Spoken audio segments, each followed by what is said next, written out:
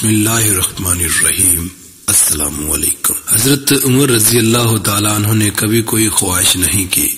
ایک دن مچھلی کھانے کو دل چاہا تو اپنے غلام یرفع سے اظہار فرمایا۔ یرفع آپ کا بڑا وفادار غلام تھا۔ ایک دن آپ نے فرمایا، یرفع آج مچھلی کھانے کو دل کرتا ہے، لیکن مسئلہ یہ ہے 8 میل دور جانا پڑے گا، دریا کے پاس مچھلی لینے، اور 8 میل واپس آنا پڑے گا مچھلی لے کے۔ پھر آپ نے فرمایا، رہنے دو، کھاتے ہی نہیں۔ ایک چھوٹی سی خواہش کے لیے اپنے آپ کو اتنی مشقت میں ڈالنا اچھا نہیں لگتا کہ 8 میل جانا اور 8 میل واپس آنا صرف میری مچھلی کے لیے۔ چھوڑو یرفع، اگر قریب سے ملتی تو اور بات تھی۔ غلام کہتا ہے، میں کئی سالوں سے آپ کا خادم تھا، لیکن کبھی آپ نے کوئی خواہش کی ہی نہیں تھی، پر آج جب خواہش کی ہے تو میں نے دل میں خیال کیا کہ حضرت عمر فاروق نے پہلی مرتبہ خواہش کی ہے اور میں پوری نہ کروں، ایسا کیسے ہو سکتا ہے؟ غلام کہتے ہیں، جناب عمر رضی اللہ تعالیٰ عنہ ظہر کی نماز پڑھنے گئے تو مجھے معلوم تھا ان کے پاس کچھ مہمان آئے ہوئے ہیں،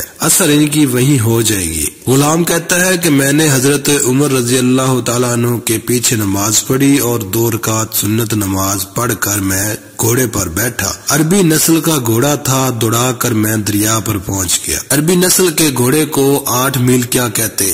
وہاں پہنچ کر میں نے ایک ٹوکرا مچھلی کا خریدا اور حضرت عمر رضی اللہ تعالی عنہ کی عصر کی نماز ہونے سے پہلے میں واپس بھی آ گیا، اور گھوڑے کو میں نے ٹھنڈی چھاؤں میں باندھ دیا تاکہ اس کا جو پسینہ آیا ہوا ہے وہ خشک ہو جائے اور کہیں حضرت عمر فاروق دیکھ نہ لیں۔ غلام کہتا ہے کہ گھوڑے کا پسینہ تو خشک ہو گیا، پر پسینے کی وجہ سے گرد و غبار گھوڑے پر جم گیا تھا، جو واضح نظر آ رہا تھا کہ گھوڑا کہیں سفر پر گیا تھا۔ پھر میں نے حضرت عمر فاروق رضی اللہ تعالی عنہ دیکھ نہ لے، پھر میں نے جلدی سے گھوڑے کو کنویں پر لے گیا اور اسے جلدی سے غسل کرایا اور اسے لا کر چھاؤں میں باندھ دیا۔ جب ہماری خواہشات ہوتی ہیں تو کیا حال ہوتا ہے، لیکن یہ خواہش پوری کر کے ڈر رہے ہیں کیونکہ ضمیر زندہ ہے۔ فرماتے ہیں کہ جب عصر کی نماز پڑھ کر حضرت عمر فاروق، میں نے بھی نماز ان کے پیچھے پڑھی تھی، گھر آئے تو میں نے کہا، حضور اللہ نے آپ کی خواہش پوری کر دی ہے، مچھلی کا بندوبست ہو گیا ہے اور بس تھوڑی دیر میں مچھلی پکا کر پیش کرتا ہوں۔ کہتا ہے، میں نے یہ لفظ کہے تو جناب عمر فاروق اٹھے اور گھوڑے کے پاس چلے گئے، گھوڑے کی پشت پر ہاتھ پھیرا اور اس کی ٹانگوں پر ہاتھ پھیرا اور پھر اس کے کانوں کے پاس گئے اور گھوڑے کا پھر ایک کان اٹھایا اور کہنے لگے، یرفع تو نے سارا گھوڑا تو دھو دیا، لیکن کانوں کے پیچھے سے پسینہ صاف کرنا تجھے یاد ہی نہیں رہا، اور یہاں تو پانی ڈالنا بھول گیا۔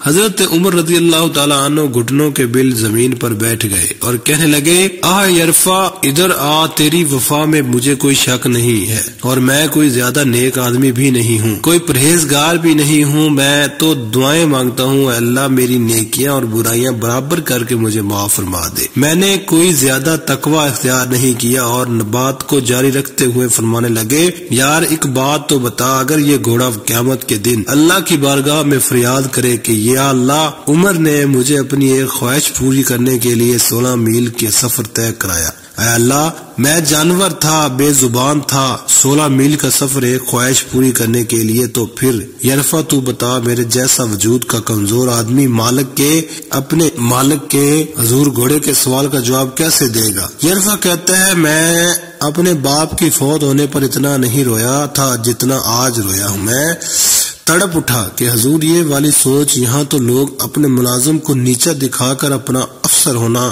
ظاہر کرتے ہیں۔ غلام رونے لگا۔ حضرت عمر فاروق رضی اللہ تعالیٰ عنہ کہنے لگے، اب اس طرح کر، گھوڑے کو تھوڑا چارہ اضافی ڈال دے اور یہ جو مچھلی لے کر آئے ہو اسے مدینے کے غریب گھروں میں تقسیم کر دو، اور انہیں یہ مچھلی دے کر کہنا کہ تیری بخشش کی بھی دعا کرے اور عمر کی معافی کی بھی دعا کرے۔ سبحان اللہ۔